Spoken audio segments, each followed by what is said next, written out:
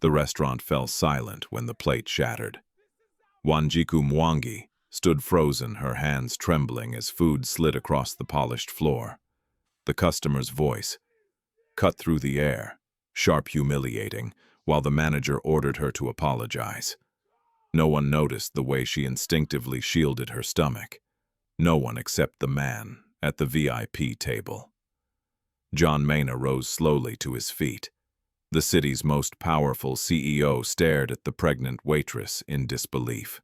The woman he had divorced, erased from his life, now stood bowed before strangers wearing a uniform instead of his name.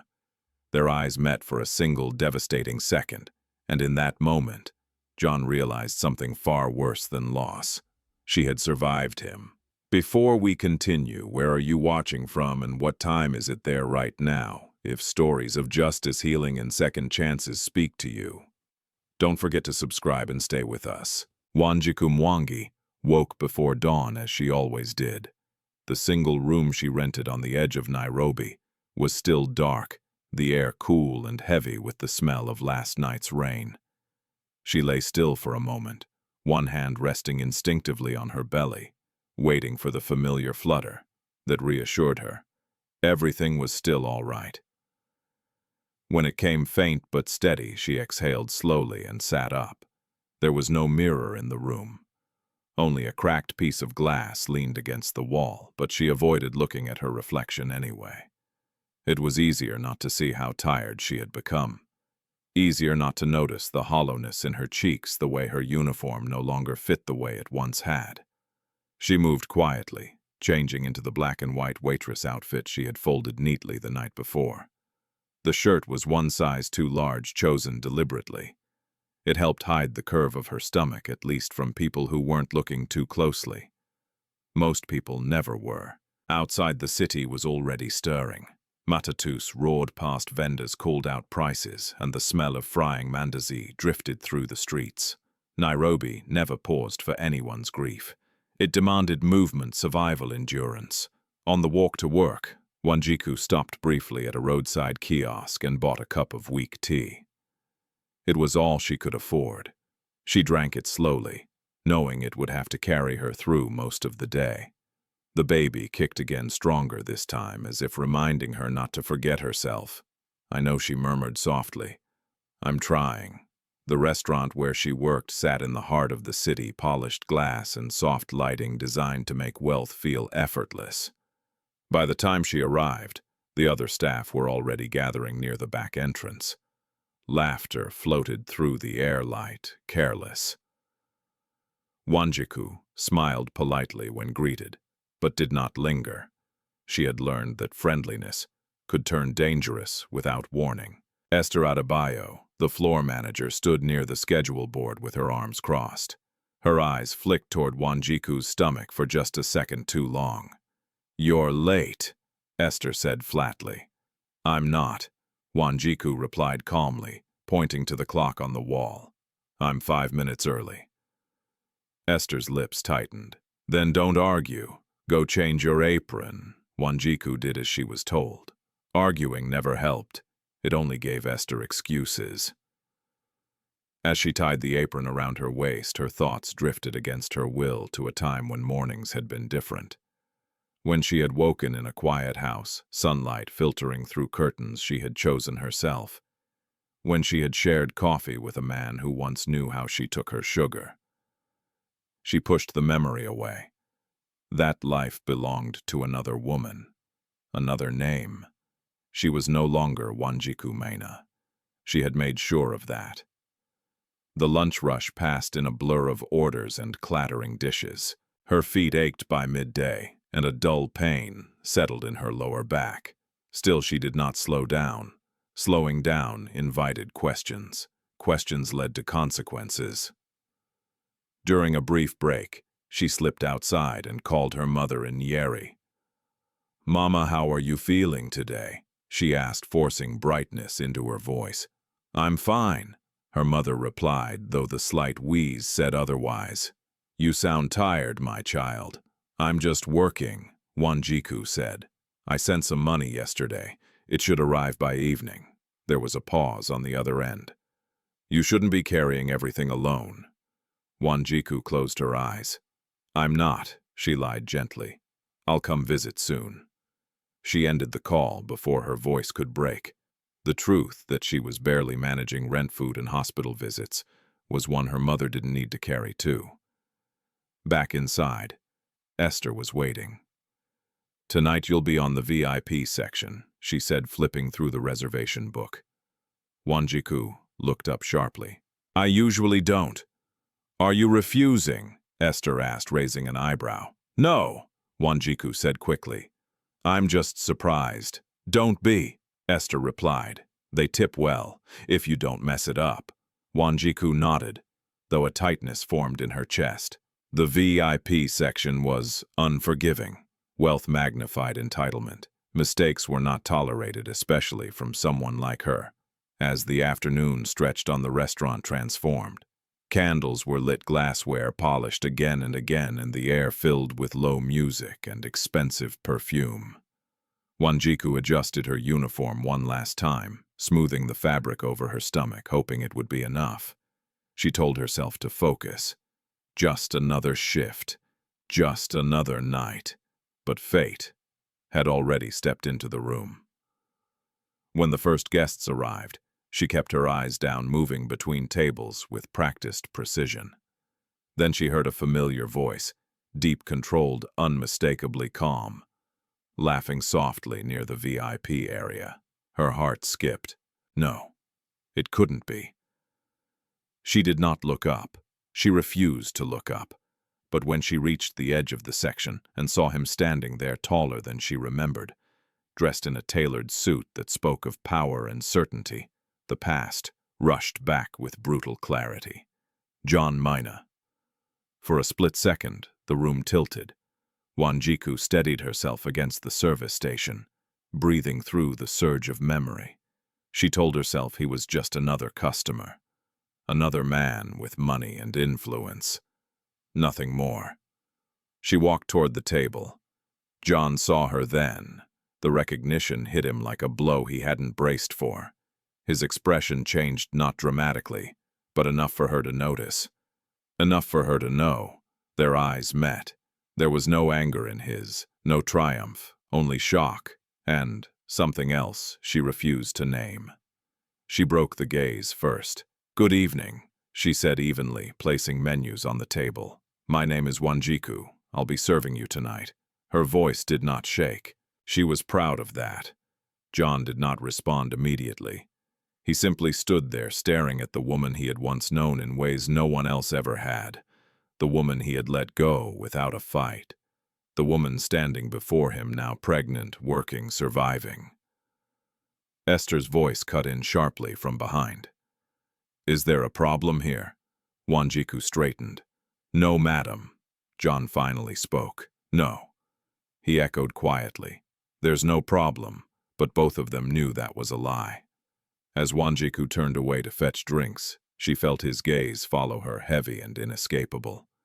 Her hand trembled slightly as she reached for a tray. She told herself she didn't care. She told herself she had already lost everything that mattered. But as she walked back toward the table, the weight of the past pressed down harder than ever before, and she had no idea that this night was only the beginning of something far more painful than memory. The first glass slipped from Wanjiku's fingers before she even realized her hand was shaking. It didn't shatter, only tipped, spilling cold water across the tray. She froze for half a breath, then quickly corrected it, wiping the rim with a cloth before anyone noticed, or so she hoped. At the VIP table, conversation had slowed. John Maina sat among three business partners, men accustomed to being listened to, men who rarely noticed the people serving them. Rarely, but not tonight. John noticed everything. He noticed the way Wanjiku kept her shoulders squared as if bracing against an invisible weight. He noticed how she avoided his eyes with practiced precision. And he noticed the slight pause in her steps whenever she turned, the way one hand hovered near her abdomen before dropping back to her side. She was pregnant. The realization struck him with a force he had not prepared for. His chest tightened, and for the first time in years, John Maina, CEO, negotiator, strategist, lost the thread of a conversation. So the Eastland's expansion should finalize by Q3, one of the men was saying. John nodded automatically, though he hadn't heard a word. Wanjiku placed the drinks on the table, her movements efficient, restrained. She did not look at John. She did not look at anyone. To the others, she was simply another waitress doing her job. But one of the guests, a broad-shouldered man with a gold watch and an air of easy arrogance, leaned back in his chair. "Careful," he said loudly, glancing at the damp tray. "This place hires people who can't even carry water properly." Wanjiku stiffened. "I apologize, sir," she said evenly. "It won't happen again." The man chuckled. "That's what they all say." John's jaw tightened. Esther Adebayo appeared almost instantly, as if summoned by tension. "Is there a problem here?" she asked, her eyes flicking between the guest and Wanjiku. "No problem," the man replied. "Just a little clumsy. Maybe she's not used to this kind of place." A ripple of quiet laughter followed. Wanjiku lowered her head. Not in submission, but in containment. She had learned long ago that dignity sometimes meant absorbing humiliation without reaction. Esther turned to her sharply. "Go get the wine, and be quick." "Yes, Madam," Wanjiku replied. As she turned away, the man added, "And maybe next time smile. You're in hospitality after all." Her fingers tightened around the tray, but she did not respond. John pushed his chair back slightly. "That won't be necessary," he said. The table went still. The man frowned. "Excuse me." John met his gaze calmly. "She's doing her job. If there's an issue with the service, speak to management. There's no need for commentary." The tone was measured, controlled, but it carried weight, the kind that did not invite argument. Esther's smile faltered. "Of course, Mr. Maina. We value professionalism here." Wanjiku paused only long enough to register the shift in the room. Then she continued toward the bar, her heart pounding. She did not feel grateful. She felt exposed. Behind her, John sat back down, though his hands were clenched beneath the table. He hadn't planned to speak. He hadn't planned anything at all. But watching her stand there, pregnant and alone, absorbing cruelty, meant for sport, it had ignited something raw and unfamiliar in him. Guilt, anger, and a question he couldn't silence. How had it come to this? At the bar, Wanjiku poured the wine, carefully counting each breath. She reminded herself that she had survived worse than words, worse than looks, worse than this man, this place, this moment. She had survived him. Still, when she returned to the table, the tension had not eased. The same guest eyed her again as she set down the glasses. "You sure you're okay?" he asked, feigning concern. "You look tired." "I'm fine," Wanjiku replied. Esther cleared her throat. "Don't forget to thank the gentleman for his patience." Wanjiku's eyes flicked to Esther, then back to the table. "Thank you for your patience, sir," she said. The man smirked. "That's better." John's voice cut through the moment, quiet but unmistakable. "Actually, I think it's time we move on." He stood, placing his napkin on the table. "We'll take the rest of the meeting elsewhere." There was a pause, surprise, calculation, confusion. "But the reservation," Esther began. John looked at her and the words died in her throat. "We're done," he said simply. As the men gathered their things, Wanjiku stood frozen, unsure whether to move or disappear. John walked past her close enough that she could smell his cologne, familiar, unwanted, unsettling. He stopped. For a moment she thought he might speak to her, might say her name. He didn't. "Take care of yourself," he said quietly, without looking at her. Then he was gone.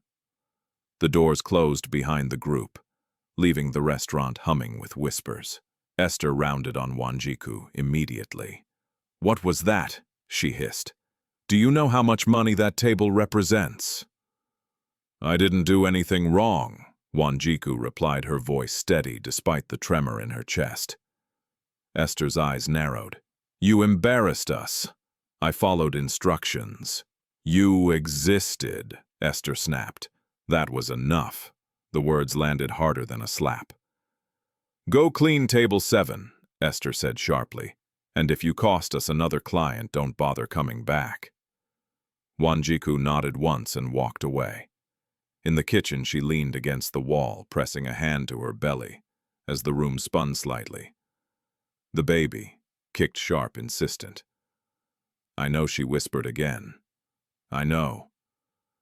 Across the street, John stood beside his car, the city lights blurring as his driver waited silently. Sir, the driver asked. John didn't answer right away. He was replaying the night, the spill, the comments, the way she had stood there without breaking, the way she hadn't asked him for anything. Not help, not forgiveness, not even recognition. And then there was the curve beneath the uniform. Impossible to ignore, impossible to explain away. He thought of the night he had asked her to leave, the evidence presented to him, the anger, the certainty. For the first time since that day, doubt crept in, not as a whisper, but as a roar. Drive, John said, finally. As the car pulled into traffic, one truth settled heavily in his chest. Whatever had destroyed their marriage had not destroyed her, and whatever secrets lay buried in the past were no longer willing to stay there. The restaurant tried to pretend nothing had happened. Music resumed, glasses clinked, and laughter returned, thin and forced at first, then louder, as if volume alone could erase discomfort. Wanjiku moved through it all like a shadow, clearing plates, refilling water, answering requests with the same measured politeness she had practiced for months. Inside, she felt hollow. She kept her eyes lowered, not because she was ashamed, but because she refused to give the room anything more. She had learned that people often mistook stillness for weakness. They were wrong. Stillness was how she survived. Esther watched her closely. Table 12. Esther said, handing her another order slip. And don't be slow. Yes, Madame Wanjiku replied. Her back ached now, the dull pain settling deeper with every step. She ignored it. Pain was familiar. Pain could be managed. What unsettled her was the way John Maina's presence lingered in her thoughts, unwelcome and persistent. She told herself it meant nothing. She told herself she had expected this moment for years, running into him somewhere someday. That when it happened, she would feel nothing. She had been wrong. At table 12, a middle-aged woman glanced up at Wanjiku with mild irritation. We've been waiting. I'm sorry for the delay, Wanjiku said. May I take your order? The woman sighed dramatically, then paused, her gaze drifting downward. Her eyes lingered for a second too long. Oh, she said softly. You're pregnant. Wanjiku stiffened. Yes. The woman exchanged a look with her companion. Should you be working like this, I don't have a choice, Wanjiku replied before she could stop herself. The words slipped out honest, unfiltered. The woman looked uncomfortable. Well, I suppose. They placed their order quickly after that. When Wanjiku turned away, her throat tightened. She hated that her truth had escaped like that. Hated that even strangers now felt entitled to comment on her body, her life, her decisions. In the service corridor, she paused and leaned briefly against the wall, closing her eyes. The room swayed just slightly. Not now, she whispered. Please, not now. She straightened and kept moving. At the bar, one of the junior waiters glanced at her nervously. Are you okay? Wanjiku nodded. I'm fine. He hesitated. Esther's in a mood. I know. Everyone knew. By the time dessert orders came in, Wanjiku's steps had slowed, despite her best efforts. She could feel Esther's gaze burning into her back like a warning. When she set a plate down at table 9, her hand slipped. The dessert wobbled, then tipped chocolate sauce splashing onto the white tablecloth. The silence was immediate. Oh, come on, the man at the table snapped. What is wrong with you people tonight? I'm so sorry, Wanjiku said quickly, reaching for a cloth. I'll clean it right away. Esther was there in seconds. What did I tell you? Esther hissed. Are you trying to ruin us? I can fix it, Wanjiku said. Please. Step back, Esther snapped, grabbing the cloth from her. She turned to the table, plastering on a smile. We deeply apologize for the inconvenience. This won't reflect on your bill. Then she turned back to Wanjiku, her voice dropping. Go to the back. Now.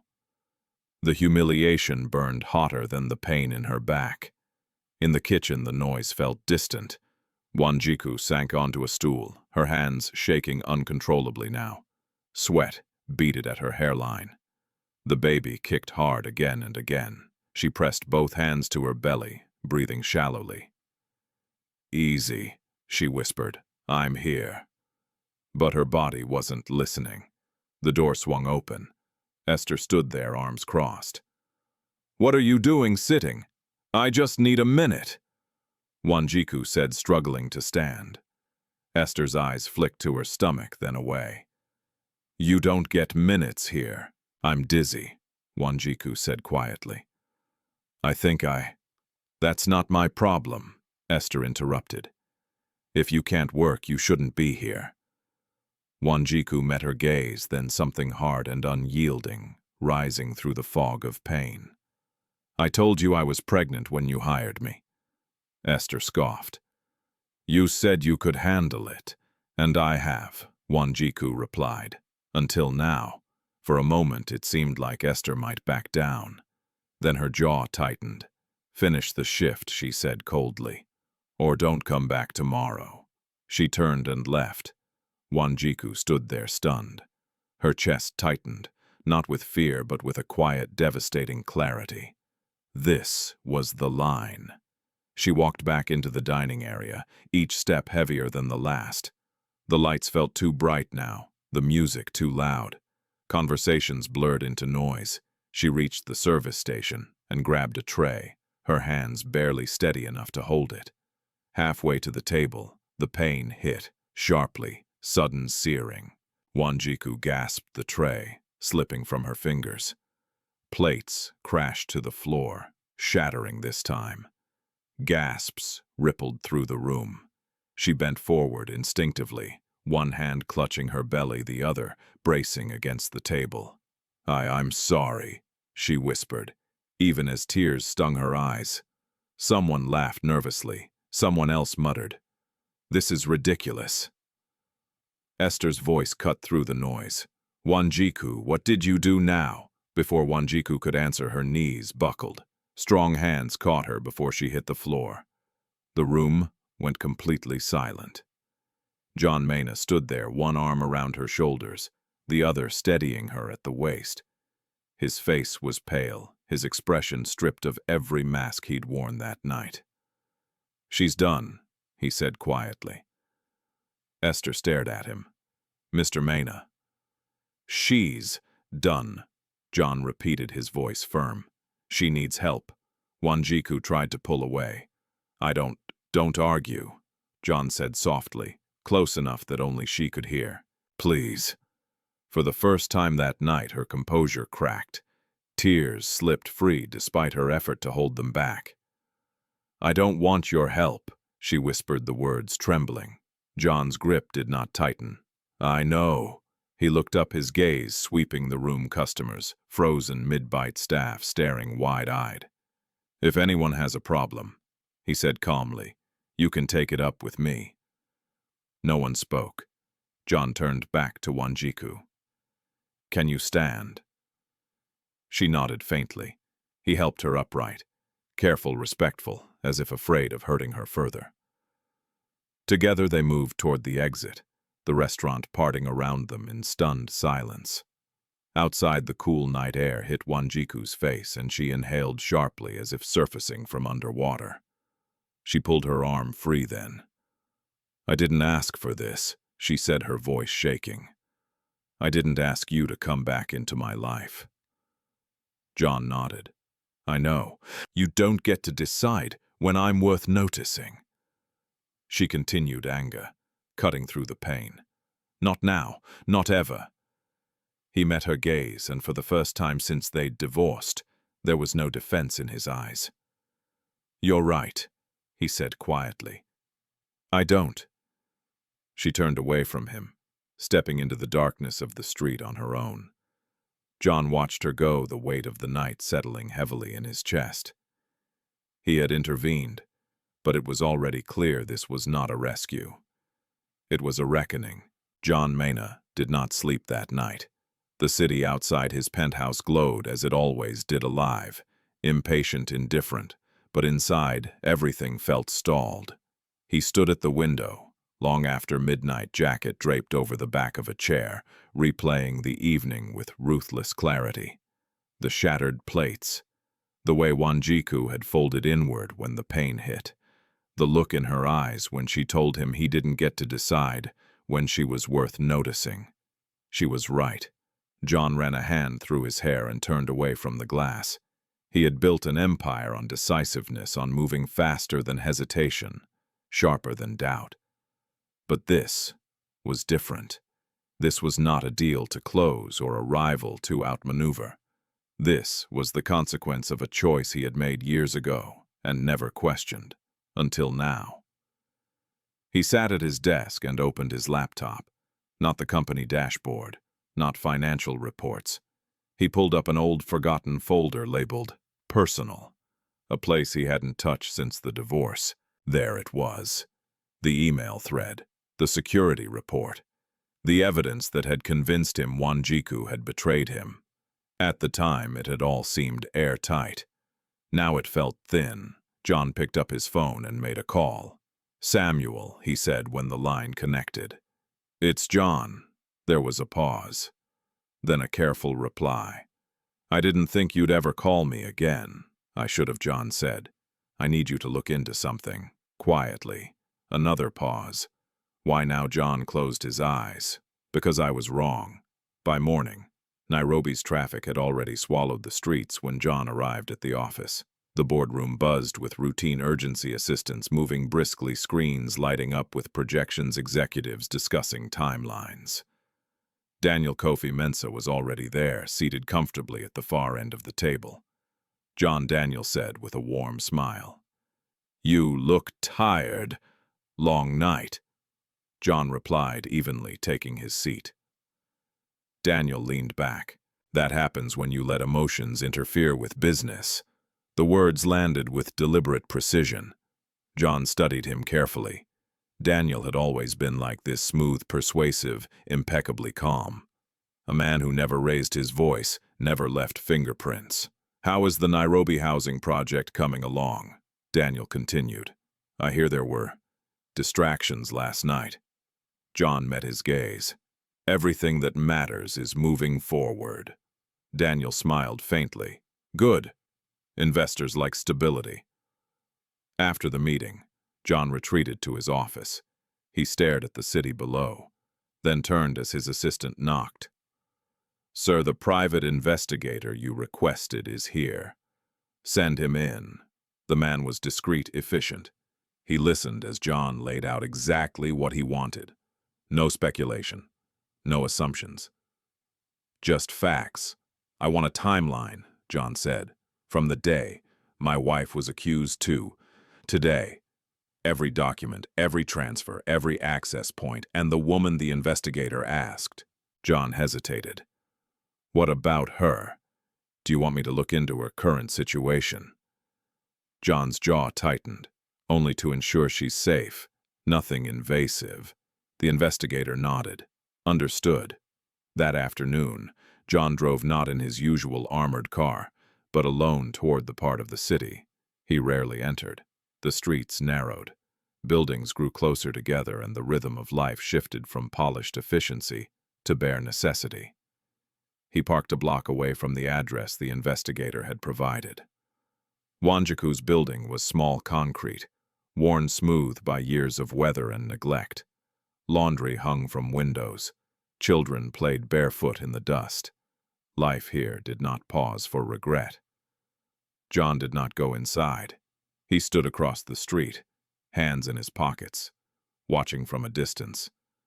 He saw Wanjiku emerge slowly, one hand pressed to her back, the other holding a small plastic bag. She moved carefully, deliberately, as if measuring every step. A neighbor offered to carry the bag. Wanjiku shook her head with a polite smile and continued on her own. John felt something twist painfully in his chest.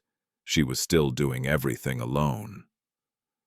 He returned to the office, just as his phone buzzed. Samuel Otieno. I found something, Samuel said without preamble. Something you need to see. They met that evening in a quiet cafe far from the city center. Samuel looked older than John remembered, thinner, wary, the confidence of his youth, tempered by years of being ignored. "You fired me because of this," Samuel said, sliding a tablet across the table. John stared at the screen. Metadata logs, access timestamps, a backdoor entry routed through a third-party account. "This file," Samuel continued, "was altered after your wife lost access. The changes were made using credentials traced to an external consultant." John's pulse quickened. "Daniel," Samuel nodded. "I couldn't prove it back then.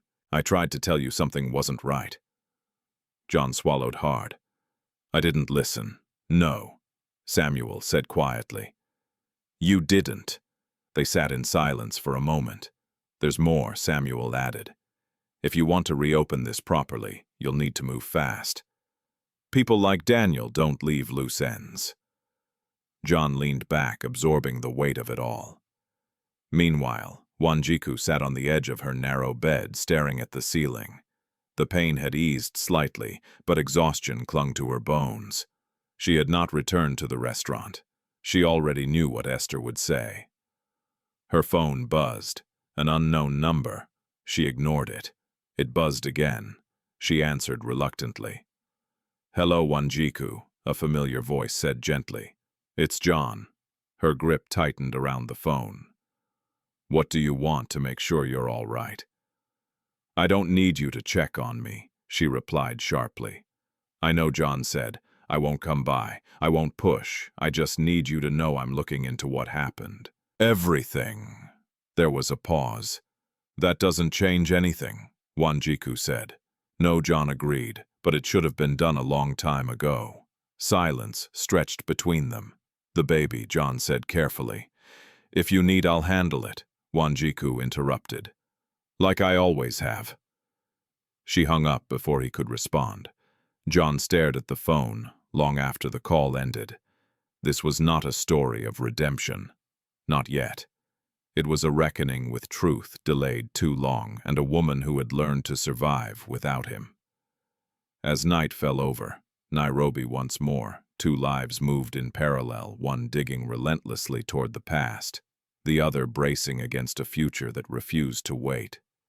And somewhere between them, a truth long buried was beginning to surface. The past did not return gently. It arrived in fragments, unwelcome, sharp-edged, slipping through the cracks John Maina had sealed years ago. He found them everywhere, in boardroom pauses where certainty used to live, in the quiet between phone calls, in the reflexive way his jaw tightened whenever he heard Wanjiku's name in his head. He had told himself the divorce was clean, necessary, inevitable. Now it felt staged. John closed his office door and pulled the blinds halfway down. On his desk lay a neat stack of printed documents. Samuel Otieno had compiled overnight timestamps, access logs, internal memos. The kind of evidence that only mattered if someone was willing to see it. He was. As he read, the timeline rearranged itself. The week before, the accusation. The sudden urgency Daniel Kofi Mensah had introduced. "We need to move fast, John. Investors are watching." The leaked file that appeared minutes after Wanjiku's access was revoked. The consultant Daniel had insisted on bringing in to stabilize operations. At the time, John had been drowning in pressure. Expansion bids, political negotiations, the board's impatience. He had wanted the problem resolved quickly, cleanly. He had wanted to believe. The memory of that night surfaced with cruel clarity. Wanjiku standing in the living room, barefoot on marble she had once polished herself. The way she held her hands together as if afraid they might betray her. The shock in her eyes when he placed the folder on the table between them. You accessed confidential files, he had said, his voice steady, and you sent them outside the company. She had stared at him, incredulous. John, I don't even have access anymore. You took it away. The logs say otherwise. They're wrong. He remembered how quickly he had dismissed that possibility. There's too much at stake, he had said. I can't afford uncertainty. Wanjiku's voice had dropped, then not raised, not pleading. Just quiet. So you've already decided. He had not denied it. John pressed his palms against the desk, now breathing slowly. The truth was not just that he had been deceived. It was that he had chosen efficiency over trust, control over listening. He had chosen power over love. Across the city, Wanjiku sat in a plastic chair at a public clinic waiting her turn. The room smelled of antiseptic and exhaustion. Women of all ages filled the benches, some heavily pregnant, some holding crying children, all bound by the same quiet resilience. She rested both hands on her belly, feeling the steady rhythm beneath her skin. The pain from the night before had dulled to an ache, but the fear lingered. Fear was harder to shake. A nurse called her name, Wanjiku Mwangi. She rose carefully and followed her into a small examination room. The nurse glanced at her chart, then at her. You missed your last appointment. I know, Wanjiku said softly. I couldn't afford the transport. The nurse sighed, not unkindly. You need to be more careful. Stress is not good for the baby. Wanjiku almost laughed. Almost? I'm trying, she said. Back at his office, John made another call. I want a full audit, he told the head of compliance. Yinlang 5 years, no exceptions. There was hesitation on the other end. That will raise questions. It should, John replied. If anyone asks, tell them I requested it personally. He ended the call and leaned back, rubbing his temples. Every step forward pulled another thread loose, and each loose thread led back to the same man. Daniel. Their next encounter came sooner than John expected. Daniel appeared in his office that afternoon, without knocking, his expression easy, his smile practiced. Heard you ordered an audit, Daniel said lightly. That's unexpected. John did not invite him to sit. Transparency is good for the company. Daniel chuckled. Of course. Just don't let the past distract you from the future. The words were casual, but John caught the warning beneath them. Speaking of the past, John said evenly, do you remember the consultant you brought in during the divorce proceedings? Daniel's smile did not falter. Vaguely. He used your credentials, John continued, to alter internal files. A flicker, brief, almost imperceptible, crossed Daniel's eyes. That's a serious accusation, he said. It's a fact, John replied. One I intend to follow to its end. Silence stretched between them. Be careful, Daniel said finally. Some things are better left settled. John met his gaze. Not this. Daniel studied him for a long moment, then nodded once. As you wish. When he left the room, felt colder. That evening, John drove again, this time to Nyeri. He had not told Wanjiku he was coming. He did not intend to see her. But he needed to understand the life she had returned to, the roots he had severed so easily. Her mother's house was modest, surrounded by tea bushes and red earth. John parked at a distance, watching as an older woman stepped outside, leaning on a walking stick. She paused, catching her breath, then resumed sweeping the small yard. John's chest tightened. This was who Wanjiku had been supporting, quietly, without complaint. He left an envelope with the local clinic. No name, no explanation. Just enough to cover treatment and transport. It was the only help he allowed himself to give, without crossing the line she had drawn. Back in Nairobi, Wanjiku returned home to find a missed call notification. John Maina. She stared at the screen, then set the phone down. She would not chase closure. She had learned that closure did not come from explanations or apologies. It came from endurance. But when she lay down that night, exhaustion heavy in her limbs, the past crept in anyway. She remembered the early days of her marriage, John's laughter when he was unguarded, the way he had rested his forehead against hers after long days, the promises they had not spoken because they had seemed unnecessary. She turned onto her side, tears slipping silently into her pillow. Across the city, John sat alone in his living room, documents spread across the coffee table. Two lives once intertwined, now moving on parallel tracks, close enough to feel the pull too far to touch, and between them the truth pressed insistently upward, demanding to be seen. Wanjiku learned of her dismissal through a message. It arrived just after sunrise, brief and impersonal, as if months of labor could be erased with a sentence. Your services are no longer required. Please return your uniform.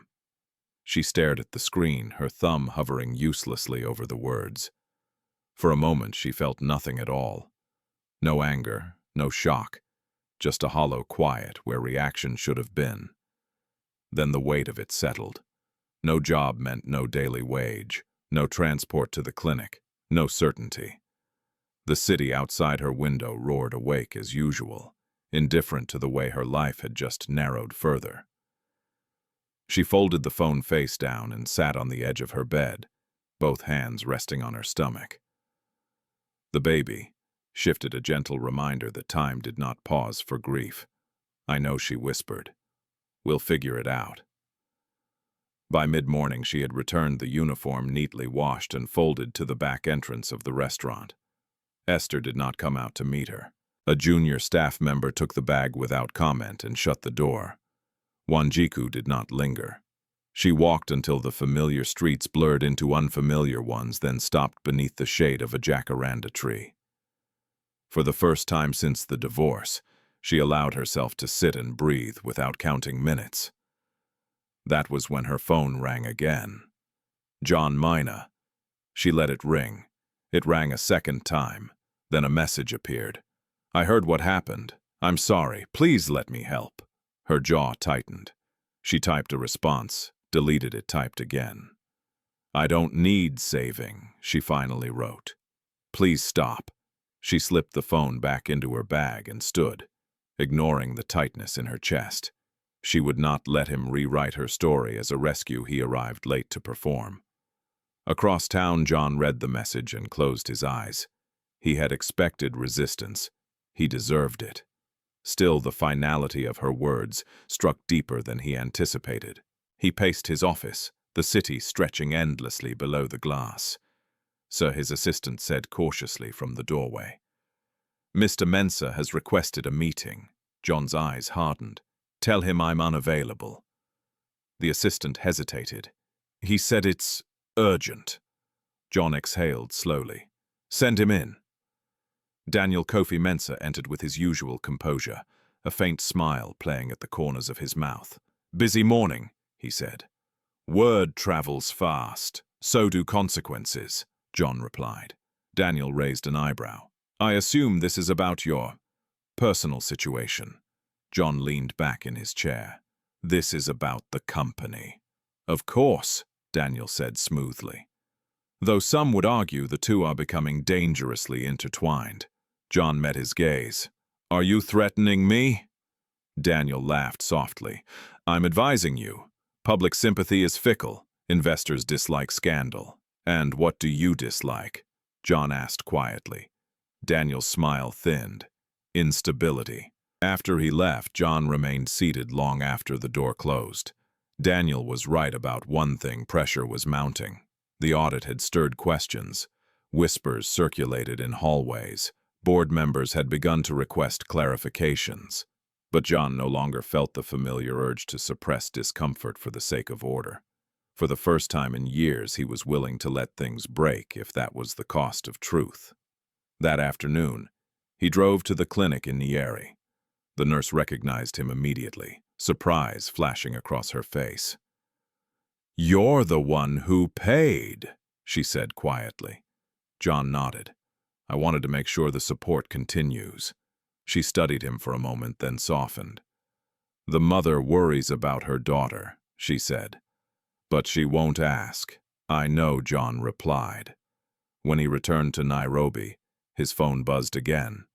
This time it was Samuel Otieno. "They're moving," Samuel said without greeting. "Files disappearing, accounts being cleaned." "How much time do we have?" John asked. "Not much." John glanced at the city skyline, then at the phone in his hand. "Keep everything backed up, off-site." "I already am," Samuel replied. "But John, if this goes public, it will get ugly." John's voice was steady. "It already is." Meanwhile, Wanjiku spent the day moving from one possibility to another. Cafes asking for work, small shops offering little more than sympathy. By late afternoon, her feet ached and the familiar pain in her back returned with insistence. She found herself outside a church she had not entered in years. The doors were open. Inside, the space was quiet, cool. She slipped into a back pew and sat, her shoulders sagging. She did not pray for miracles. She prayed for strength. When she stepped back outside, her phone buzzed again. This time a message from an unknown number. "This is Mercy Otieno, Samuel's sister. He asked me to reach out. If you need work temporary light duties, I can help." Wanjiku stared at the message, then closed her eyes. "Yes," she typed back. "Thank you." That evening, John stood on his balcony as the sun dipped below the horizon, Nairobi bathed in golden shadow. He thought of Wanjiku, walking the city alone, refusing his help, carving survival from uncertainty. He thought of the woman he had once loved and the woman she had become without him. His phone buzzed. "Please stop calling her," the message read. "She needs space." "Samuel," John replied simply. "I understand." He set the phone down and looked out at the city once more. He could not undo the past. He could not demand forgiveness, and he could not force healing where trust had been broken. But he could do one thing. He could tell the truth, no matter what it cost him. And somewhere beneath the weight of loss and pride, he hoped that one day Wanjiku would see that this time he was not choosing power over her. He was choosing responsibility. The video appeared online just after noon. At first, it was shared quietly, forwarded through private messages, tucked into group chats where outrage fermented, before spilling into public view. By evening, it was everywhere. A shaky phone recording, a restaurant dining room, a pregnant waitress losing her balance, plates crashing, a manager's voice sharp with accusation. Laughter in the background. The caption was short and cruel. "When sympathy hires go wrong." Wanjiku learned about it from a stranger. She was sitting on the edge of Mercy Otieno's small spare bed, easing her swollen feet out of borrowed shoes when Mercy's phone buzzed. Mercy glanced at the screen, then at Wanjiku, her expression changing. "What?" Wanjiku asked. Mercy hesitated. "It's you." She handed over the phone. Wanjiku watched in silence. She watched herself bend, apologize, nearly collapse. She watched the comments scroll past, some mocking, some judgmental, a few defending her but drowned out by noise. She did not cry. She handed the phone back and lay down staring at the ceiling. The baby shifted uneasy. "It's just a video," Mercy said softly. "People forget." Wanjiku nodded, though she knew better. People forgot.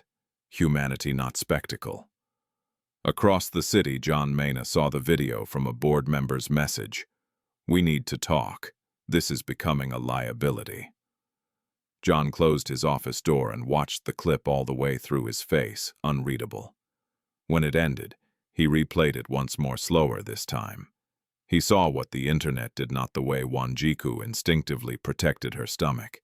The moment the pain overtook composure, the absence of anyone stepping in until it was almost too late. His phone rang. John, the board chair, said, without preamble, "This is spiraling. She's not an employee." John replied calmly, "And this isn't company conduct. It's perception, the chair snapped. Your name is attached. Investors are nervous. John looked out the window at the city. Then let them be nervous. A pause. Are you planning to respond publicly? Yes, John said, but not the way you expect. He ended the call before arguments could follow. By the time evening fell, the restaurant released a statement. We regret the incident and have taken appropriate internal action. The individual involved is no longer employed with us. We remain committed to excellence. No apology. No acknowledgement of wrongdoing. The comments doubled. Wanjiku turned off her phone. She tried to sleep, but her body refused. The ache in her lower abdomen returned sharper, now persistent. She sat up, breathing carefully, counting seconds the way the nurse had taught her. Mercy woke to the sound. Is it time? I don't know, Wanjiku whispered. It hurts. They waited. The pain ebbed, then surged again. We should go, Mercy said, already reaching for her keys. Outside, the night air was heavy, the city restless. They hailed a matatu, then another, until finally a car stopped. The ride was long, each bump sending a jolt through Wanjiku's body. She clenched her jaw, refusing to scream. At the hospital, the waiting room was crowded, fluorescent lights buzzing overhead. A nurse glanced at her chart and sighed. We're full, she said. You'll have to wait. I'm in pain, Wanjiku said, her voice strained. So is everyone, the nurse replied, already turning away. Mercy argued. Voices rose. Time stretched. Wanjiku's vision blurred. John arrived without sirens. He had been on his way to a press briefing when Samuel's urgent message came through. He turned the car around immediately. He found them in the waiting room. Mercy standing, arms crossed in defiance. Wanjiku slumped in a plastic chair, face pale, hands pressed to her belly. For a moment, he simply watched, fear tightening his chest. He approached quietly. She needs help, he said to the nurse.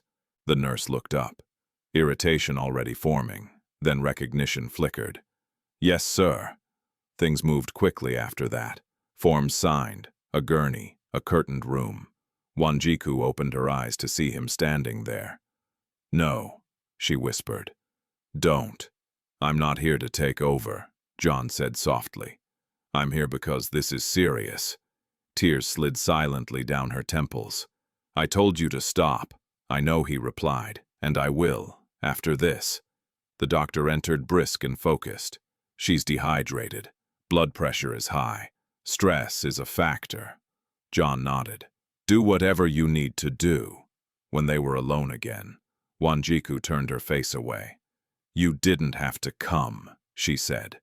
I wanted to, John replied. That's not the same thing. He did not argue. Outside the room, his phone buzzed repeatedly. Messages from PR, from the board, from Daniel Kofi Mensah. If you speak tonight, you will destabilize everything. John typed a single response, then let it destabilize. He stepped into a quiet corridor and called his communications director. Schedule a press conference, he said. Tomorrow morning. There was a pause. About what exactly? About accountability, John replied. And the truth. Back in the room, Wanjiku slept fitfully, monitored and sedated. John sat in a chair nearby, hands clasped, watching the steady rise and fall of her chest. He thought of the video looping endlessly online, of the comments reducing her pain to content, of the woman who had refused his help, not out of pride, but because survival had taught her not to rely on anyone. He thought of the child she carried. When morning came, sunlight filtered through the blinds. Wanjiku woke to find the pain eased her body, heavy but stable. John stood as she stirred. You should go, she said immediately. I will, he replied. After I say this, she waited, eyes guarded. I'm going to speak, publicly, John said. Not about us, about what happened, about how people are treated when they have no power. Wanjiku's brow furrowed. Why? Because silence helped create this, he said. And I won't be part of that again. She searched his face, skepticism battling exhaustion. Do what you want, she said finally. Just don't use my pain as your proof. I won't, John promised. He left before she could respond. Outside, the city was already buzzing, the story mutating with every retelling. John Maina walked into it willingly, knowing that whatever he said next would change everything. And for the first time since the video surfaced, Wanjiku allowed herself to rest, uncertain of what tomorrow would bring, but no longer entirely alone. Morning broke over Nairobi with a thin, uncertain light. Wanjiku woke to the soft beep of a monitor and the faint hum of the hospital coming alive. Trolleys, rolling voices murmuring a distant baby crying. Her body felt heavy as if she had been pressed into the mattress. When she shifted, a dull ache answered, but the sharp pain from the night before had retreated. She breathed out slowly. The nurse noticed her movement and stepped closer. You're stable, she said, but you need rest and fluids. Wanjiku nodded. She had learned not to ask how long rest was supposed to last in a place where beds were borrowed time. Mercy sat dozing in a chair by the wall, head tilted back, arms folded. Wanjiku watched her for a moment, gratitude warming her chest. People showed up in unexpected ways when pride was stripped bare. Her phone buzzed on the bedside table. She didn't have to look to know. John Maina. She turned the screen face down and closed her eyes. Across town, John stood behind a podium in a conference room, flooded with cameras. The room buzzed with anticipation, the kind that came when power was about to speak and no one knew which direction it would turn. He waited until the murmurs faded. I won't be making a statement about my private life. John began calmly. What I'm here to talk about is responsibility. A ripple of surprise passed through the room. He continued, his voice steady. Last night, a video circulated showing a pregnant woman being humiliated while doing her job. The public response focused on spectacle. Very little focused on humanity. A reporter raised a hand. Is this about your ex-wife? John met her gaze. This is about how easily we excuse cruelty when it's aimed at the vulnerable. He did not name Wanjiku. He did not describe her circumstances. He spoke instead about systems, about workplaces that punished weakness, about silence that protected abuse, about how power often waited until it was too late to intervene. When we fail to act, he said, we become complicit. The room was silent. I authorized an independent review into labor practices, linked to my company and our partners, John concluded. And I will personally fund legal and medical support for workers harmed by negligence or exploitation. Questions exploded as he stepped away. He did not answer them. Back at the hospital, Wanjiku woke again to find the TV mounted on the wall, quietly replaying clips from the press conference. She watched without sound, reading John's expression instead. He looked different, not triumphant, not apologetic, tired. The nurse adjusted her drip. That man, she said, casually nodding at the screen. He's making trouble. Wanjiku swallowed. Sometimes trouble is overdue. Later that afternoon, a doctor came by with test results. The baby is fine, she said. But you need consistent prenatal care. Stress like this can cause serious complications. Wanjiku nodded, absorbing the familiar warning. When the doctor left, Mercy leaned forward. You heard what he said. Yes, Wanjiku replied quietly. He didn't mention you by name. I noticed. Mercy hesitated. Does that change anything? Wanjiku turned her gaze to the window where the city stretched endlessly, messy and alive. It doesn't fix the past, she said, and it doesn't guarantee the future. Her phone buzzed again. This time she answered. Wanjiku, John said softly. I won't stay long. Then speak, she replied. I'm not asking for forgiveness, he said. I'm not asking for anything. I just need to say this in person. She closed her eyes briefly. Go on. I failed you, John said. Not because I was deceived, but because I didn't listen when it mattered. Silence filled the line.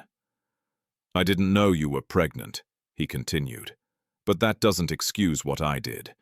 I chose certainty over trust, and you paid the price. Wanjiku's grip tightened on the phone. You always speak like a boardroom, she said quietly. Clean sentences, conclusions. I'm learning, John replied. Too late. She exhaled.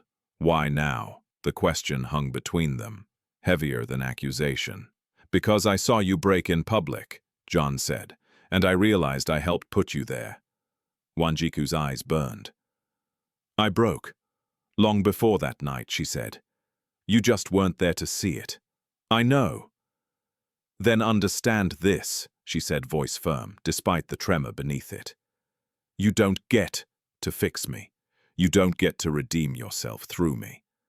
I won't, John promised. Whatever comes next will be on your terms. There was a pause. I'm arranging independent support, he added carefully. Medical coverage, legal protection. You don't have to accept it, but it will be there. Wanjiku said nothing. I'll step back now, John said. I just wanted you to hear the truth. He hung up. Wanjiku stared at the phone for a long time. Mercy watched her quietly. That sounded different, Mercy said. It was Wanjiku replied, and that's what scares me. By evening, the hospital ward grew restless. New patients arrived, others were wheeled out. A social worker stopped by with pamphlets and questions. Wanjiku answered politely, carefully guarding her story. She had learned that once a narrative escaped, it rarely returned unchanged. Across the city, Daniel Kofi Mensah watched the news in his office. Fingers steepled. John's press conference had shifted the ground beneath their feet. Calls were already coming in from partners from the board. Damage control, Daniel muttered. He picked up his phone. It's time, he said to the person on the other end. Accelerate the plan. Night fell. Wanjiku lay awake, listening to the hospital breathe. She felt the baby move stronger, now steadier, a small anchor in the uncertainty. For the first time in months, she allowed herself to imagine a future, not defined solely by survival, not reconciliation, not revenge, just space to heal. Outside the city pulsed on, unaware that lines had been crossed and could not be uncrossed, and somewhere between public accountability and private reckoning, the truth continued to gather weight, pulling everyone toward a confrontation that could no longer be postponed. The truth arrived the way most long-buried things did, quietly, without ceremony, and at the worst possible moment. Wanjiku was discharged from the hospital 2 days later with a thin file of instructions and a warning that followed her out the door. Avoid stress. She almost laughed at that. Stress had become the background noise of her life, as constant as traffic and sirens. Still, she thanked the nurse, gathered her bag, and stepped back into the city with Mercy at her side. They took a matatu across town to Mercy's apartment. It was small but clean, and for the first time in weeks, Wanjiku allowed herself to sit without calculating how long she could afford to rest. That was when the letter arrived. It had been slipped under the door. No stamp, no return address. Just her name written carefully. Wanjiku frowned and opened it.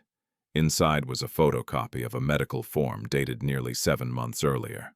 Her name. A clinic in Nairobi. A note in the margin, handwritten: patient. Reports early pregnancy. Husband unaware. Requests discretion. Her breath caught. Mercy leaned over her shoulder. What is it? Wanjiku's hands trembled. It's proof, she whispered. Proof I was pregnant before the divorce was finalized. Mercy's eyes widened. Does John know not like this? Wanjiku said. Her phone rang almost immediately, as if summoned by the thought. John Maina. She stared at the screen for a long moment, then answered. I found something, she said before he could speak. John's voice sharpened. So did I. They agreed to meet neutral ground, a quiet office, borrowed from Samuel Otieno on the outskirts of the city. No cameras, no assistants. Just the truth, finally unfiltered. John arrived first, a stack of documents under his arm. He looked older than he had a week ago, worn down by nights without sleep. When Wanjiku entered, he stood, then stopped himself, uncertain.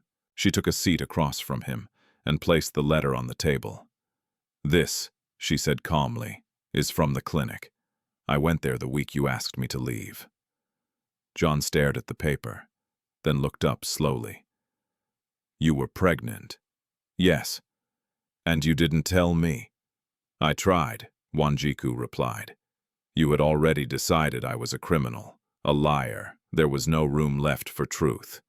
John closed his eyes briefly, pain crossing his face. "I should have asked." "Yes," she said. "You should have." He slid his own documents forward. Daniel Kofi Mensah orchestrated the evidence.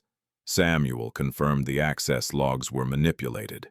The consultant was paid through a shell company tied to Daniel. Wanjiku absorbed this in silence. "There's more," John continued. "The board knew there were inconsistencies. They chose not to investigate. So everyone benefited." Wanjiku said quietly, "Except me."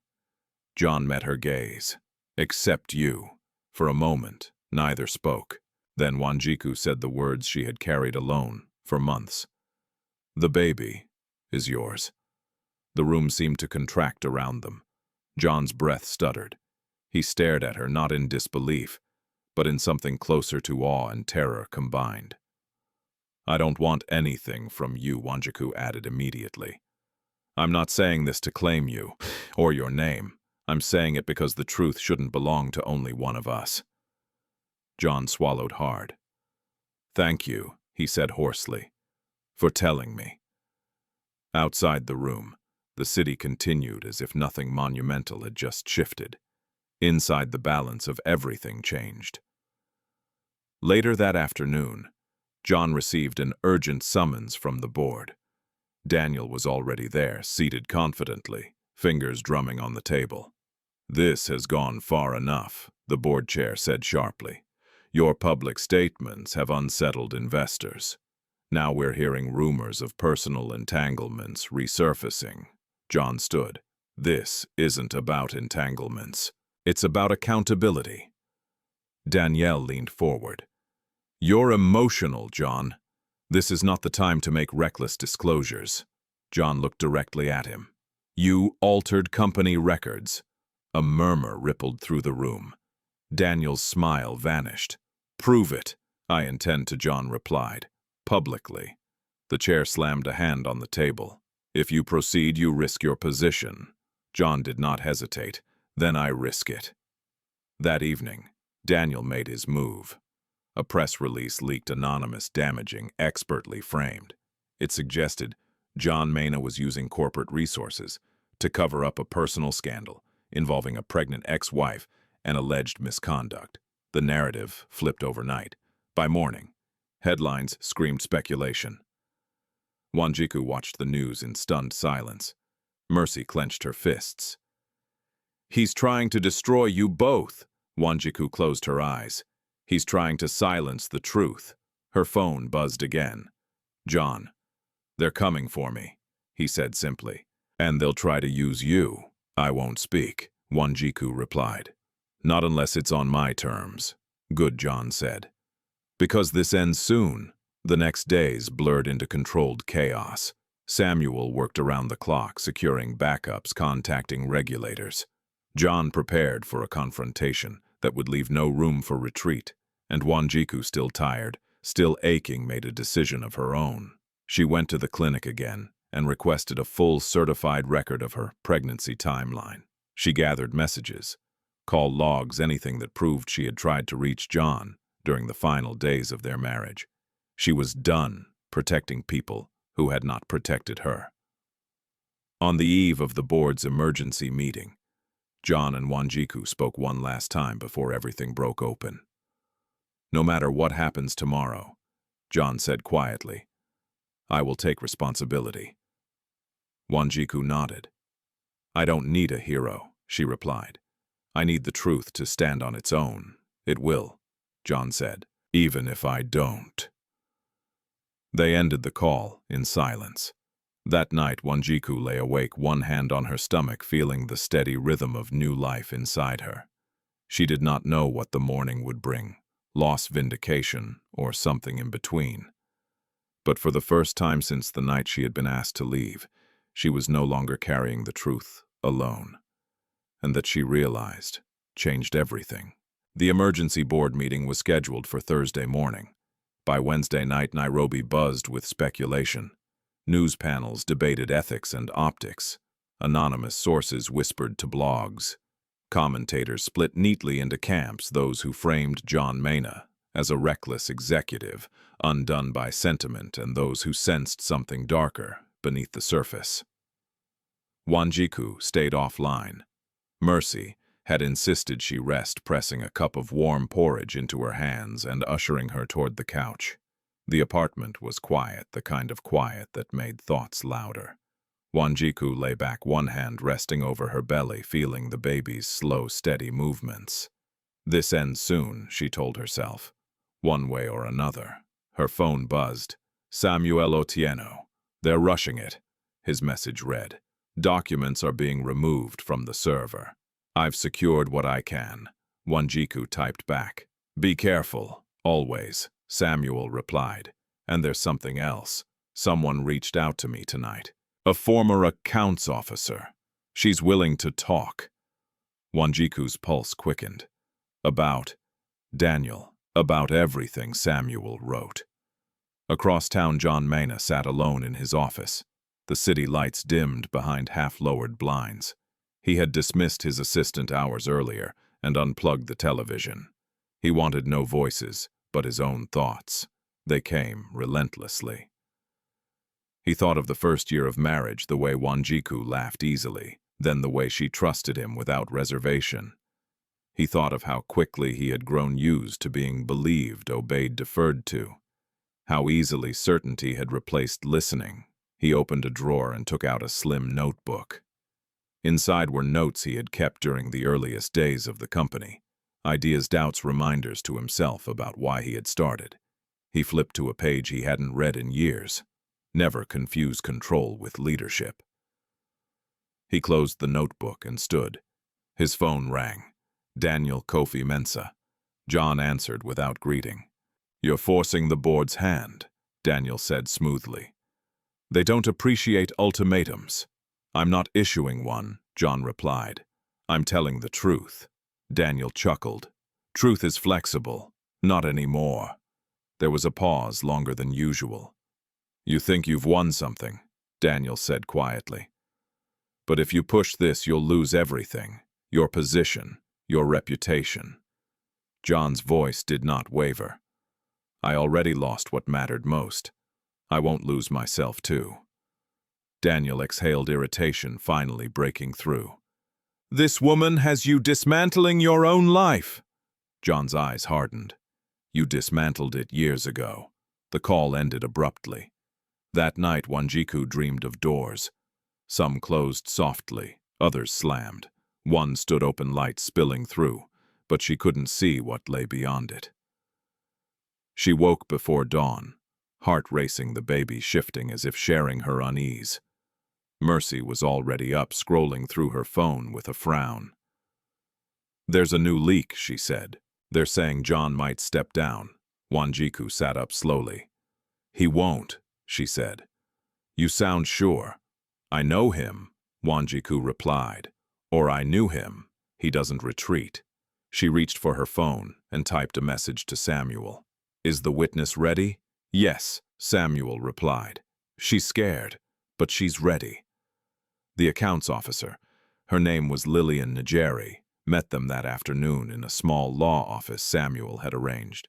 She was younger than Wanjiku expected, her hands trembling as she clasped a cup of tea. I processed payments, Lillian said quietly. Consultant fees, transfers routed through subsidiaries. Who authorized them? Samuel asked. Lillian swallowed. Daniel Kofi Mensah, sometimes directly, sometimes through intermediaries. Did you know what the payments were for Wanjiku? Asked gently. At first no, Lillian said. Later, yes.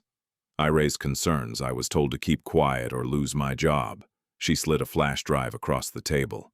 Everything's here. Emails, approvals, receipts. Wanjiku felt a steadying calm settle over her. Thank you, she said, for telling the truth. Lillian's eyes filled with tears. I'm tired of being afraid. That evening, John and Wanjiku spoke briefly, practical restrained. We have corroboration, Wanjiku said. Independent, John exhaled. Then tomorrow it ends. For you, Wanjiku corrected gently. My life keeps going. Yes, John agreed, and I won't ask you to wait. Night fell thick and restless. Sirens cut through the air. The city seemed to hold its breath. At dawn, John arrived at the boardroom early. He placed a folder at each seat, neatly labeled, meticulously organized. When the members filed in, murmurs followed. Daniel arrived last. The chair called the meeting to order. We're here to address serious allegations, he said. Mr. Maina, you requested this session. You may begin. John stood. I will be brief, he said. An internal review uncovered manipulation of company records tied to a consultant introduced by Mr. Mensah. Payments were authorized to alter access logs and fabricate evidence. Gasps rippled through the room. Daniel laughed incredulously. This is absurd. John nodded once. The evidence will speak. He gestured to the screen. Emails appeared, payment trails, access timestamps. Then a recorded statement. Lillian Najeri's calm, measured testimony. Silence followed. The chair turned to Daniel. Mr. Mensah Daniel's face had gone pale. This is a vendetta, he snapped. A personal matter dressed up as governance. Then answer this, John said evenly. Did you authorize these payments? Daniel did not respond. A board member leaned forward. We'll need to suspend. Daniel rose abruptly. If you do this, I will litigate. I will expose. The doors opened. 2 officers stepped inside, badges visible. The room froze. Daniel Kofi Mensah, 1 officer, said you're under arrest pending investigation into fraud and conspiracy. For a moment, Daniel looked around the room at faces that would not meet his gaze, at a power that had evaporated without spectacle.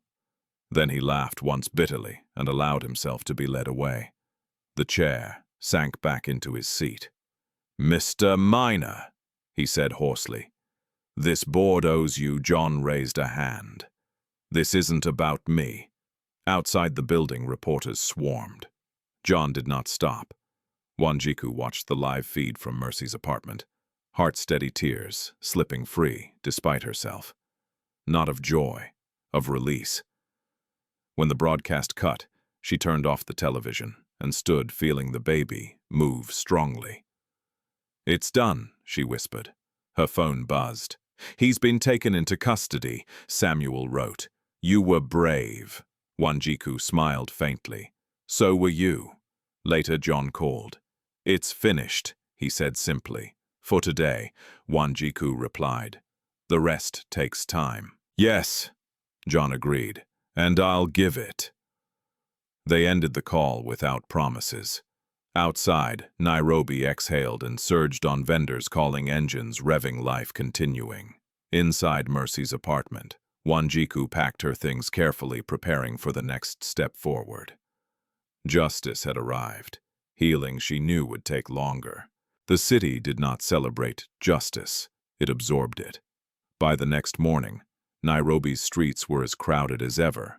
Matatus weaving through traffic, vendors shouting prices, office workers clutching coffee and phones. Headlines flashed and disappeared beneath new ones. Daniel Kofi Mensah's arrest was yesterday's shock already dissolving into speculation and spin. For Wanjiku Mwangi, the quiet after was louder than the noise before. She woke early before Mercy stirred and sat by the window watching the light creep across rooftops. The baby rolled beneath her palm, steady and insistent. She breathed with it, slow, measured, trying to locate herself in a world that had shifted without asking permission. Justice had arrived, but safety had not. Her phone buzzed with messages she didn't open, unknown numbers, sympathetic notes, a few invasive questions that pretended concern. She turned the phone face down and reached for her bag. Today she had work. Temporary work arranged through Mercy's network light duties at a community center that ran a kitchen for mothers and children. She welcomed the anonymity.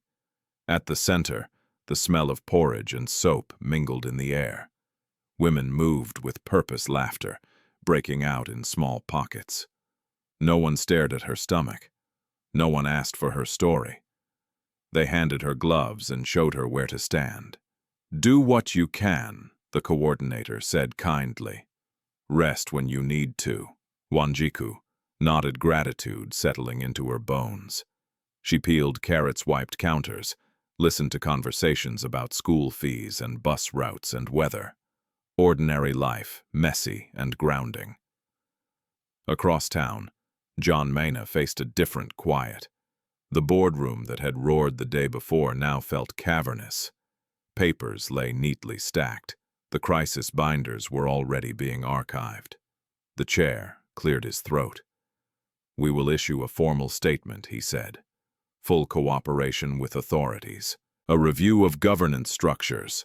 John nodded. "I'll step back from daily operations during the transition." A murmur followed. "This isn't a resignation," John added. "It's accountability." The chair studied him.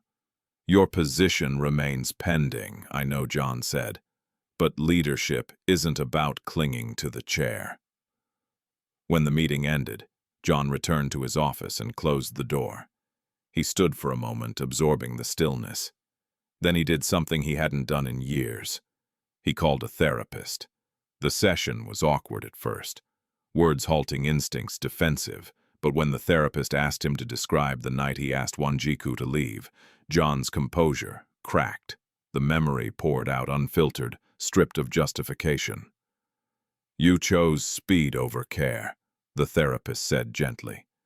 "Yes," John replied, "and I'm learning the cost." That afternoon, a reporter ambushed him in the lobby. "Mr. Maina, will you reconcile with your ex-wife, now that the truth is out?" John stopped. "No," he said calmly. "Reconciliation isn't a headline. It's work, and it doesn't belong to the public." The reporter blinked. John walked on. At the community center, Wanjiku took a break when her back tightened, sitting on a bench beneath a mango tree. A young mother sat beside her, bouncing a toddler on her knee.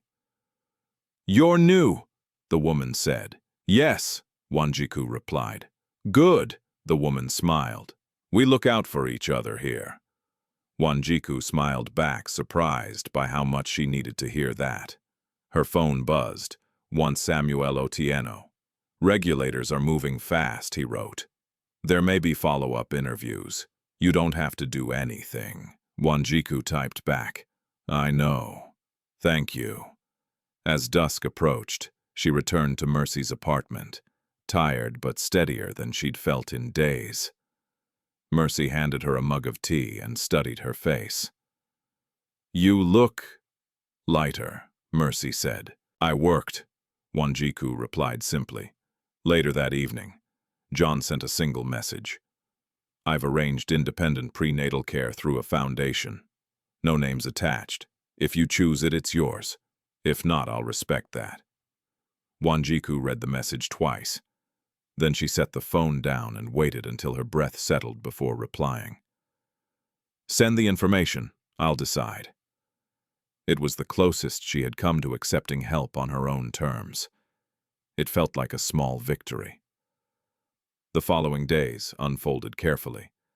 Wanjiku attended appointments without cameras or whispers. The doctor spoke plainly with competence and respect. The baby was strong. Wanjiku cried quietly in the car afterward, relief loosening something deep in her chest. John continued to testify, calm, precise, cooperating with investigators, answering hard questions without defensiveness. He watched Daniel's legal maneuvering from a distance, refusing to engage beyond the facts. Then the backlash came. An opinion piece questioned Wanjiku's credibility. A radio host speculated about her motives. A blog hinted at manipulation. Wanjiku heard about it from Mercy. "I can't stop people," Mercy said, furious. "But I can tell you this, what you did matters." Wanjiku closed her eyes. "I'm tired," she said. Not of the truth, of the noise. That night she received a call from a number she recognized but hadn't saved. "John, I won't keep calling," he said immediately. "I just wanted to say I'm pushing back, quietly, legally. I don't need you to fight my reputation." Wanjiku replied. "I know," John said. "I need to fight mine." There was a pause. "I'm moving out of the penthouse," John added. "For now." Wanjiku exhaled. "Why are you telling me this?" "Because I'm trying to change the way I show up," he said. "Not to you. In the world." She considered that. "Change is boring," she said lightly. "It takes time." "Yes," John agreed. "I'm prepared." When the call ended, Wanjiku sat with the quiet hand on her belly, feeling the baby's rhythm. She thought of doors again, some closing, some opening, slowly, hinges stiff with neglect. In the weeks that followed, the case moved forward. Names were named, policies rewritten, a foundation launched, worker protections, prenatal support, anonymous reporting lines. It was not redemption, it was infrastructure.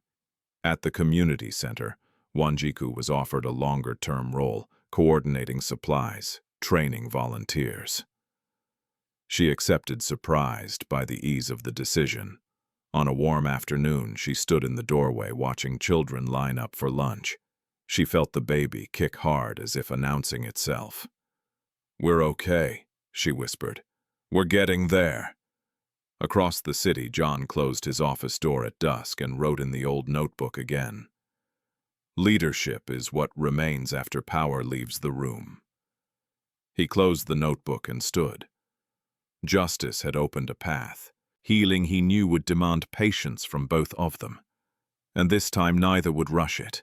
The first summons arrived on a Tuesday. It was plain. No logos. No drama. Just an official notice requesting Wanjiku Mwangi's presence to give a sworn statement to regulators. She read it twice at the kitchen table while Mercy brewed tea, the paper trembling slightly between her fingers. "I knew it would come," Mercy said gently. "So did I," Wanjiku replied. "I just hoped it wouldn't feel like this." She folded the notice carefully and slid it into her bag. The baby shifted, a steady reminder that whatever fear rose now had to be carried without spilling. Across town, John Maina received a different kind of summons. His legal team briefed him on timelines and exposure, on how testimony would ripple outward. Contracts paused, partners reassessed, donors wary. He listened, asked precise questions, and agreed to everything that reduced ambiguity. Full cooperation, he said. No bargaining. That afternoon, Samuel Otieno called them both. "There's something you should know," he said. "Daniel's lawyers are trying to undermine the evidence. They're pushing a narrative, coercion, selective disclosure." Wanjiku closed her eyes. "They'll come for credibility." "Yes," Samuel said. "Which is why we need corroboration that doesn't touch either of you," he explained quickly. The former accounts officer, Lillian Najeri, had agreed to testify, but she was nervous. Another voice would help anchor the timeline, someone outside the company with nothing to gain. Wanjiku thought of the clinic letter of the midwife who had written in the margin, "Requests discretion." "I know someone," she said. The clinic sat on a side street that smelled of dust and eucalyptus. The midwife, Asha Kamau, recognized Wanjiku immediately. She was older than Wanjiku remembered, her hair streaked with gray, her manner calm. "I wondered if this would come back," Asha said after Wanjiku explained. "It always does." "Will you help?" Wanjiku asked quietly. Asha nodded. "I will tell the truth. That's all I ever promised." When Wanjiku stepped back outside, the air felt lighter, as if something had loosened its grip. She texted Samuel. "We have a witness." John's reply came a moment later. "Thank you." The days that followed moved with a strange, measured intensity. Depositions were scheduled, statements drafted and redrafted. Each sentence weighed for precision, each fact cross-checked. On the morning of her testimony, Wanjiku dressed carefully, nothing dramatic, nothing apologetic. She chose a simple dress that allowed her to breathe. Mercy walked with her to the building, squeezing her hand before security ushered them apart. Inside the room was spare. A recorder blinked red. Two officials sat opposite her, neutral and attentive. "State your name for the record," one said. "Wanjiku Mwangi," she replied, voice steady. They asked about dates, about access, about the night she was asked to leave. Wanjiku answered without embellishment, anchoring each memory to what could be verified. When they asked about the pregnancy, she paused only long enough to meet their eyes. "I informed a clinician the week before the divorce," she said. "I attempted to inform my husband. I was not heard." The officials nodded, pens moving. Asha's testimony followed. Later that day, she confirmed the visit, the note, the timing. She spoke plainly, unflustered by the process. By evening, Wanjiku felt wrung out. She returned to the community center, not to work, but to sit. The coordinator brought her tea and said nothing. Across town, John testified next. He answered questions about governance, about decisions made under pressure, about why he had trusted Daniel Kofi Mensah. "I conflated confidence with integrity," he said. "That was my failure." A lawyer pressed him. "Why speak now?" "Because silence compounded the harm," John replied, "and because leadership requires repair, not just results." When he left the building, reporters called his name. He did not stop. That night, Daniel's lawyers released a statement attacking the process, procedural bias, unreliable witnesses, sensationalism. The noise spiked again, sharp and disorienting. Wanjiku did not read it. She lay on her side, breathing through a tightening in her back, counting the seconds as the nurse had taught her. The baby kicked impatient. "I know," she whispered, "almost there." A call came just after midnight. Samuel's voice was taut with relief. "They've accepted the corroboration." Asha's testimony locks the timeline. Wanjiku closed her eyes. "Thank you." "Get some rest," Samuel added. "Tomorrow will be long." Tomorrow arrived with rain. The hearing convened in a large room that smelled faintly of polish and paper. Daniel Kofi Mensah entered, flanked by counsel, his expression carefully neutral. He did not look at Wanjiku. She did not look at him.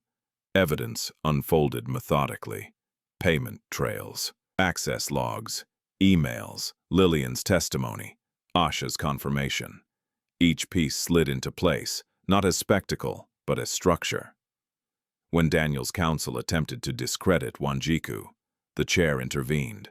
"Stick to facts," the chair said firmly. Facts did the work. By late afternoon, the room hummed with a different energy, no longer adversarial, but resolved. The chair summarized findings in a measured voice: material manipulation, breach of fiduciary duty, conspiracy.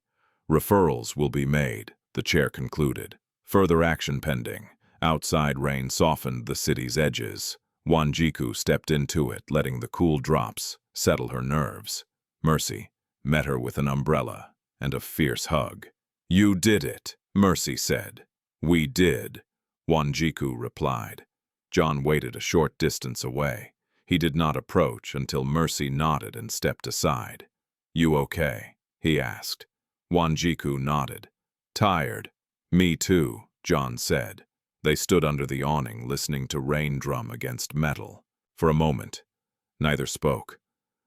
"I won't ask what happens next," John said finally. "That's yours." Wanjiku studied his face, the lines deeper now, the certainty softened. "Next," she said, "is quiet, and work, and time." John nodded. "I can do quiet."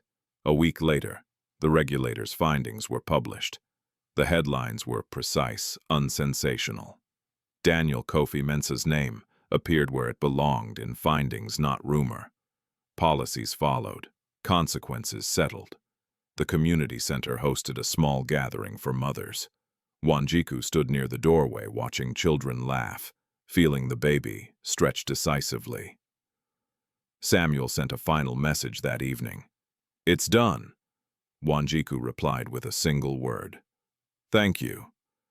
Across the city, John packed his office into boxes. He kept the notebook, the one with the line about control and leadership. He left the rest. Justice had held. What remained was the slower work, the kind that did not announce itself, that did not trend.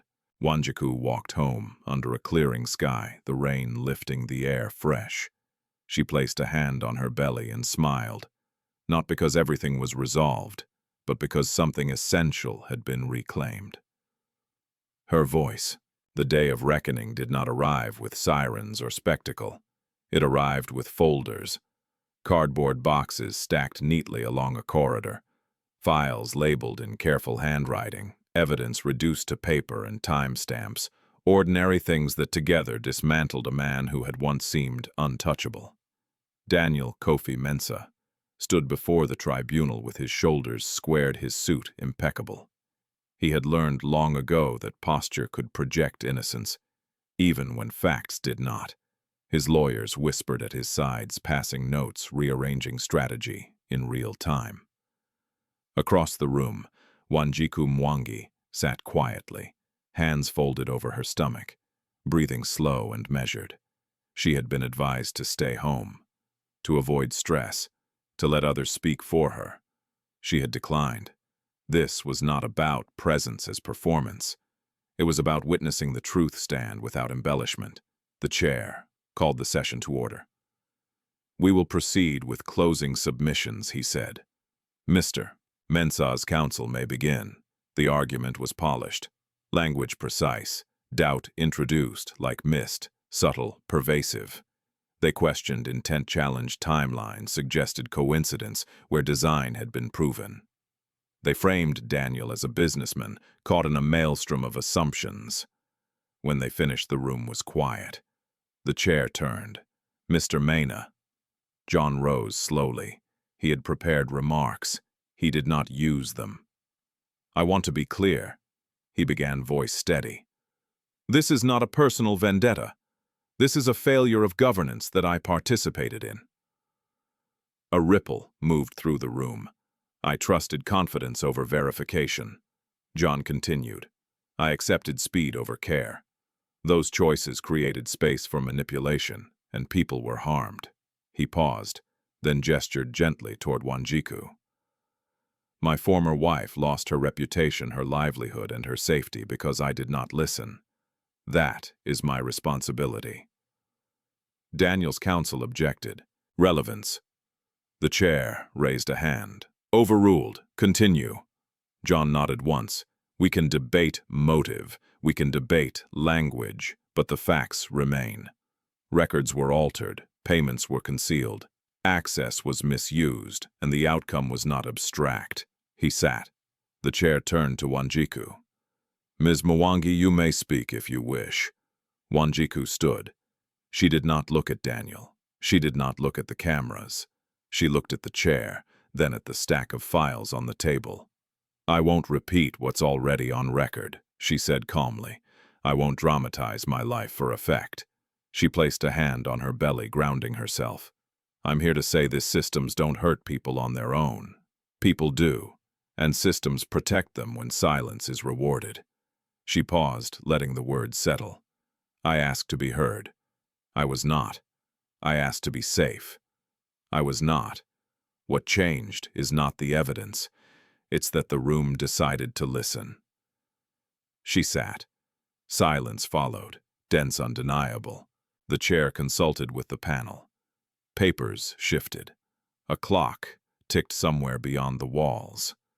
Finally, the chair spoke. On the evidence presented, he said this panel finds that Daniel Kofi Mensah authorized and facilitated the manipulation of corporate records, engaged in deceptive practices, and breached fiduciary duty. Referrals will proceed. Sanctions will apply. Daniel's composure cracked for the first time. "This is a mistake," he said sharply. "You're setting a precedent. We are restoring one," the chair replied. "Truth." Officers approached.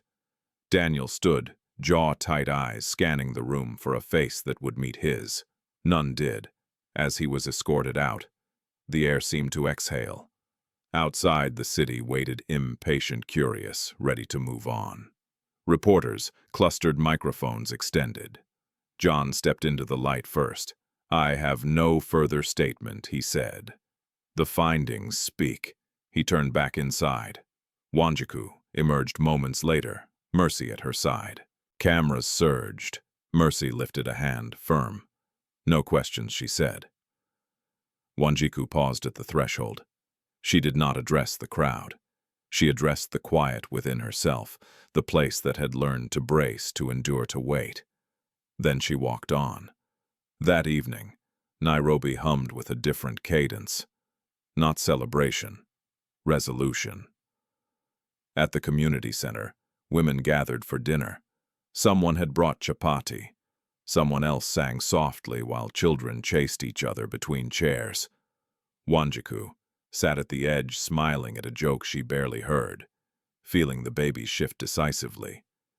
"You feel that?" Mercy asked. "Yes," Wanjiku said. "She's ready." Across town, John packed the last box from his office. He left the corner plant for whoever came next. He took only the notebook. He drove without destination for a while, letting the city pass. When he stopped, it was at a small park he used to visit years ago before everything accelerated. He sat on a bench and breathed. The next morning, the headlines were measured. Regulators fined manipulation, sanctions imposed. Company commits to reforms. CEO steps back temporarily. No names in bold, no spectacle, just facts. Wanjiku spent the morning at an appointment. The nurse smiled. "Strong heartbeat," she said. "You're doing well." Wanjiku closed her eyes, relief washing through her. Later, she found a message from John. "I won't reach out again unless you do. I wanted you to know I'm funding a workers' clinic through an independent board. No branding, no announcements." She read it once, then again. She replied with 3 words, "That's appropriate." "Thank you." It was not forgiveness. It was acknowledgement. As dusk settled, Wanjiku stood on Mercy's balcony, watching lights blink on across the city. She thought of the door in her dream, the one that stood open, light spilling through. She did not rush toward it. She stepped forward slowly, deliberately, carrying the weight of truth without apology. The reckoning had passed. What remained was the work of living honestly in its aftermath. The first night of real quiet arrived without warning. Wanjiku noticed it only when she lay down and realized she was not bracing for anything. No phone buzzing with alerts, no pain tightening her back. No fear that the next headline would erase her dignity again. The baby shifted gently beneath her palm, a slow, confident roll that felt less like a question and more like an answer. She smiled into the darkness. Life did not suddenly become easy. It became possible. Over the following weeks, Wanjiku settled into a rhythm that belonged to her. Mornings at the community center were steady and purposeful. She coordinated supplies, trained new volunteers, learned the quiet art of saying no without guilt and yes without fear.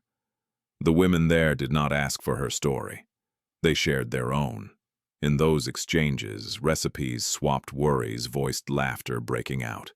Unexpectedly, Wanjiku felt something knit back together inside her. She moved into a small apartment closer to the center. It had a narrow balcony and windows that caught the afternoon sun. On the first evening there, Mercy helped her unpack. They stood amid half-open boxes, hands on hips, assessing the mess. "It's yours," Mercy said. "That's what matters." Wanjiku nodded. "It is." Prenatal visits continued quietly, funded through the independent foundation John had arranged, but never publicized. Wanjiku made her decisions herself. Appointments scheduled on her terms, questions asked without hesitation. The doctor spoke plainly and listened carefully. Each visit ended with the same reassurance, strong heartbeat, steady growth. One afternoon, as Wanjiku left the clinic, she paused to watch a group of women laughing near the entrance. She caught her reflection in the glass, tired, yes, but upright, present. Across the city, John Maina was learning how to exist without the armor of certainty. Stepping back from daily operations had been disorienting at first. The calendar thinned. The urgency faded. In its place came a kind of silence he had never cultivated. Therapy sessions were uncomfortable, often humbling. He learned to identify the reflex to pause before it hardened into action. He took long walks. He read without skimming. He volunteered quietly at a legal clinic that advised workers navigating unfair dismissals. No announcements, no photos. When asked why, he answered simply, "It's work I should have supported sooner." John honored his promise to keep distance. Weeks passed without contact. He followed updates only through Samuel and the regulator's public notices. When he heard about Wanjiku's new role at the community center, he smiled privately and said nothing. Then one evening, his phone buzzed. A message from Wanjiku. "The baby will arrive soon. I wanted you to know." John stared at the screen, breath catching not with entitlement but with awe. "Thank you for telling me," he typed. "I'm here if you want me there. If not, I understand." The reply came an hour later. "I want you there, not as a rescuer, as a witness." He exhaled slowly, letting the word settle. Witness. It felt right. The night labor began. Nairobi was soaked in rain. Wanjiku moved through the pain with focus, Mercy by her side, the city blurring past the car windows. At the hospital, the air was calm, efficient. Nurses spoke softly. The doctor met Wanjiku's eyes and nodded. "You're ready," she said. John arrived quietly, standing back until Mercy waved him forward. He did not touch Wanjiku without asking. He did not speak unless spoken to. He sat where directed hands clasped, breathing with her, when she nodded for him to do so. Hours passed. Pain rose and fell like tide against rock. Wanjiku anchored herself to breath, to the steady pressure of hands she trusted, to the knowledge that she was not alone, but also not dependent. When the moment came, it came decisively. A cry split the air, strong, indignant, unmistakably alive. Wanjiku laughed through tears as they placed her daughter against her chest. The baby's skin was warm, her grip fierce. Wanjiku whispered a name she had chosen long ago when hope felt like a private rebellion.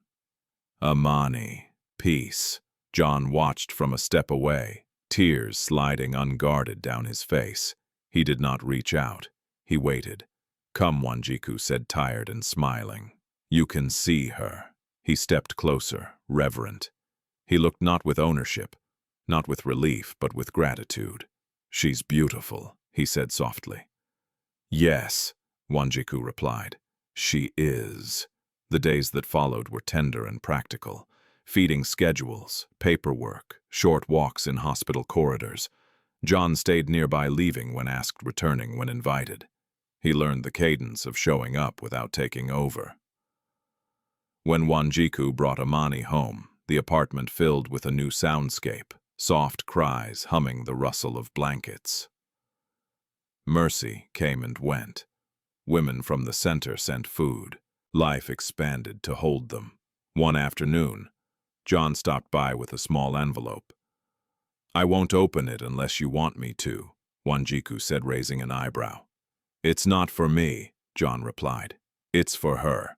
A trust administered independently. Education, healthcare, no conditions." Wanjiku studied him, then nodded. "That's acceptable." They sat on the balcony as dusk settled, Amani sleeping between them. The city lights flickered on one by one. "I don't know what our future looks like," Wanjiku said at last. "And I won't promise reconciliation." John nodded. "I won't ask for it.